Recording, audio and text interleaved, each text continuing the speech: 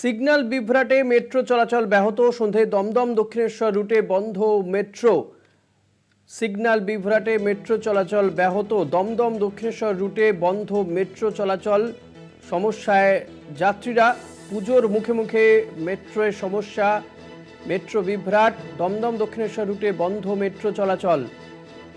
এই মুহূর্তে পুজো একেবারে সামনেই, পুজোর কেনাকাটা করতে ভিড় জমাচ্ছেন। ইতিমধ্যে পুজো দেখতেও ভিড় করছেন বিভিন্ন পুজো মণ্ডপে, শহর কলকাতার বিভিন্ন পুজো মণ্ডপে ভিড় করছেন মানুষজন।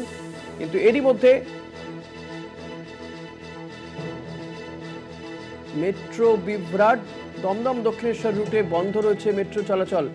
শাশ্বতী রায়, শাশ্বতী, ঠিক কি ঘটেছে? এখন কি চলাচল করছে মেট্রো দমদম দক্ষিণেশ্বর রুটে? চলাচল এখনো পর্যন্ত বিঘ্নিত রয়েছে, যেমনটা জানাচ্ছে মেট্রো রেল। তবে প্রায় সন্ধ্যে 6টার আগে থেকে এই মেট্রো পরিষেবা বিঘ্নিত দমদম থেকে দক্ষিণেশ্বরের মধ্যখানে, এবং সেখানে সিগন্যালিং এর কিছু সমস্যার কারণেই এই পরিষেবা আংশিকভাবে চালানো হচ্ছে এখন দমদম থেকে কবি সুভাষ পর্যন্ত। আচ্ছা, কতক্ষণের মধ্যে ঠিক হবে কিছু জানাতে পারছে মেট্রো রেল কর্তৃপক্ষ? দেখো, বেশ কিছুটা সময় লাগবে এবং কার্যত অফিস টাইমে এই ধরনের বিভ্রাট যথেষ্ট মাত্রার উদ্বেগ ছড়িয়েছে যাত্রীদের মধ্যে। কারণ বহু যাত্রী দমদমের পরে দক্ষিণেশ্বর পর্যন্ত যান, এবং যেখানে দমদম থেকে দক্ষিণেশ্বরের প্রায় 10 মিনিটের ব্যবধানে ট্রেন পরিষেবা থাকে, সেখানে কিন্তু পরিষেবাতেও কিছুটা ছেদ পড়ছে।